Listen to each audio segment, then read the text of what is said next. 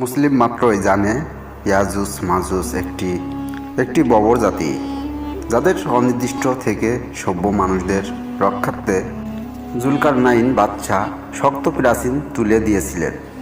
কিন্তু অনেকেরই প্রশ্ন যে তারা এবং তাদেরকে ঘেরা ও কৃত প্রাচীরটি কোথায় অবস্থিত। এর জবাবের প্রথমেই জেনে নিই এ বিষয়ে কোরআনের কারিমে কি এসেছে। আল্লাহ তাআলা বলেন, অবশেষে যখন সে বাদশাহ জুলকারনাইন পথ চলতে চলতে দুই পর্বতের মধ্যবর্তী ভূখণ্ডে পৌঁছালো, সেখানে এমন এক জাতিকে পেল যারা তার কথা সুস্পষ্ট বুঝতে পারছিল না। তারা বলল, হে জুলকারনাইন, নিশ্চয় ইয়াজুজ ও মাজুজ জমিনে অশান্তি সৃষ্টি করছে। তাই আমরা কি আপনাকে কিছু খরচ দেব, যাতে আপনি আমাদের ও তাদের মাঝে একটা প্রাচীর নির্মাণ করে দেবেন। সে বলল, আমার রব আমাকে যে সামর্থ্য দিয়েছেন সেটাই উত্তম। অতঃপর তোমরা আমাকে শ্রম দিয়ে সাহায্য করো। আমি তোমাদের ও তাদের মাঝখানে একটি সুদৃঢ় প্রাচীর নির্মাণ করে দেব। তোমরা আমাকে লোহার পাত এনে দাও। অবশেষে যখন সে দুই পাহাড়ের মধ্যবর্তী জায়গা সমান করে দিল, তখন সে বলল, তোমরা ফুঁক দিতে থাকো। অতঃপর যখন সে তা আগুনে পরিণত করল, তখন বলল, তোমরা আমাকে কিছু তামা দাও, আমি তা এর ওপর ঢেলে দিই। এরপর তারা প্রাচীরের ওপর দিয়ে অতিক্রম করতে পারল না এবং নিজ দিয়েও তা ভেদ করতে পারল না। সে বলল, এটা আমার রবের অনুগ্রহ।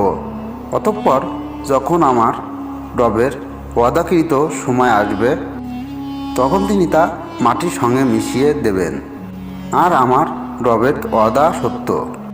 সূরা কাহাফ আয়াত 93 থেকে 98। অন্য আয়াতে ইরশাদ রয়েছে, অবশেষে যখন ইয়াজুজ ও মাজুজ মুক্তি দেওয়া হবে, আর তারা প্রতিটি উঁচু ভূমি হতে ছুটে আসবে। সূরা আম্বিয়া 96। ইয়াজুজ মাজুজের অবস্থানস্থল বিষয়ক মতামত। কোরআন হাদিসে ইয়াজুজ মাজুজের সুনির্দিষ্ট অবস্থান সুস্পষ্টরূপে বলা হয়নি, যদিও কোরআনের কারিমের ইঙ্গিতে তা পৃথিবীর উত্তর অংশে হওয়া বোঝা যায়। আর যেহেতু কোরআনের মৌলিক নির্দেশনা বোঝার জন্য তাদের সুনির্দিষ্ট অবস্থান জানা জরুরি নয়, এবং মানবজাতির প্রভূত কল্যাণ তা জানার ওপর নির্ভরশীল নয়, তাই সুনির্দিষ্টভাবে তা না জানলেও কোনো অসুবিধা নেই। বরং এ ব্যাপারে আল্লাহ ও রাসূল সাল্লাল্লাহু আলাইহি সাল্লামের ওপর সামগ্রিক বিশ্বাসই যথেষ্ট। তবে স্বাভাবিকভাবে তা জানার কৌতূহল সবার অন্তরেই জাগ্রত হয়। বিধায় অনেক তাফসীরবিদ, ঐতিহাসিক ও ভূগোলবিদ উদ্ঘাটনের জন্য চেষ্টা ও গবেষণা করছেন, কিন্তু অবশেষে নিশ্চিত কোনো সিদ্ধান্ত পৌঁছাতে পারেননি। বিধায় এ বিষয়ে মতানৈক্য থেকেই গেছে। অনেক তাফসীরবিদ যথা তাবারি ও কুরতুবী প্রমুখ বর্ণনা করেন যে তারা তুর্কিদের অন্তর্ভুক্ত একটি জাতির, যাদের অবস্থান হল আর্মেনিয়া, আজারবাইজানের কাছাকাছি অংশে। কেউ কেউ বলেন তাদের অবস্থানস্থল হল চীনের উত্তরে, আবার কেউ বলেন ককেশাস পর্বতমালার আশপাশে কোথাও অবস্থিত। তাফসিরে কুতুবী 11 থেকে 56। 3য় হিজরি শতাব্দীর প্রখ্যাত ভূগোলবিদ ইবনে খরদিস বা মৃত্যু 280 হিজরি সর্বীয় কিতাবে আবাসীয় খলিফা ওয়াসিক বিল্লাহর নির্দেশে দোবাসী সালাম এর নেতৃত্বে একদল লোককে ইয়াজুজ মাজুজের খবর সংগ্রহের জন্য অভিযানে প্রেরণের ঘটনা বর্ণনা করেন।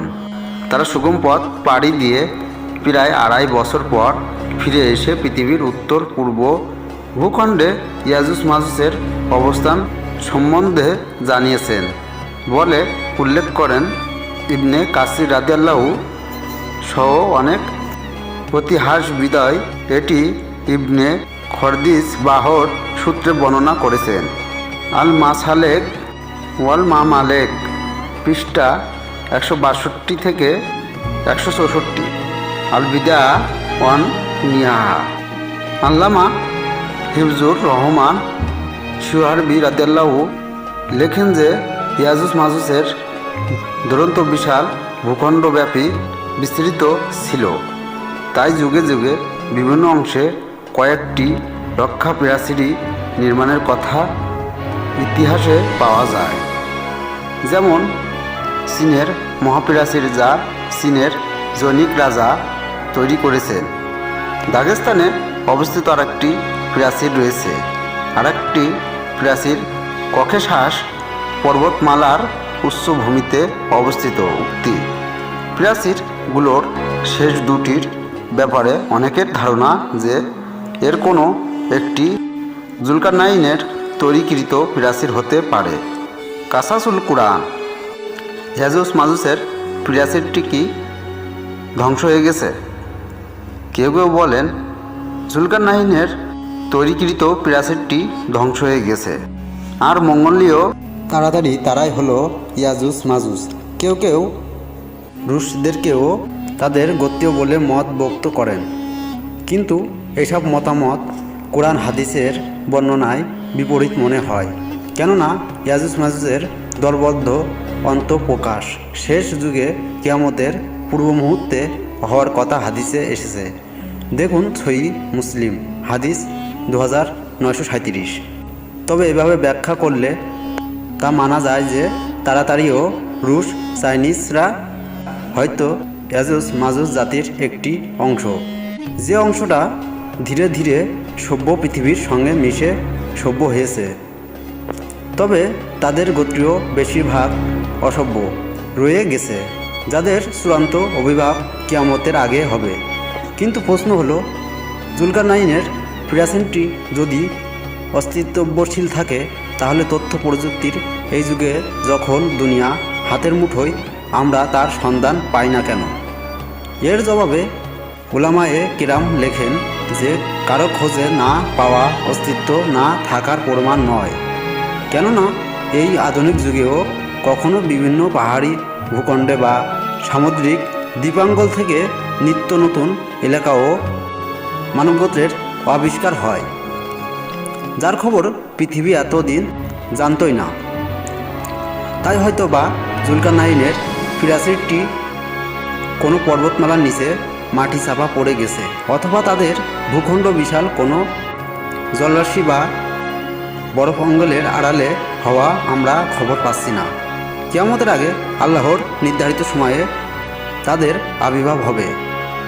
এটি অসম্ভব কিছু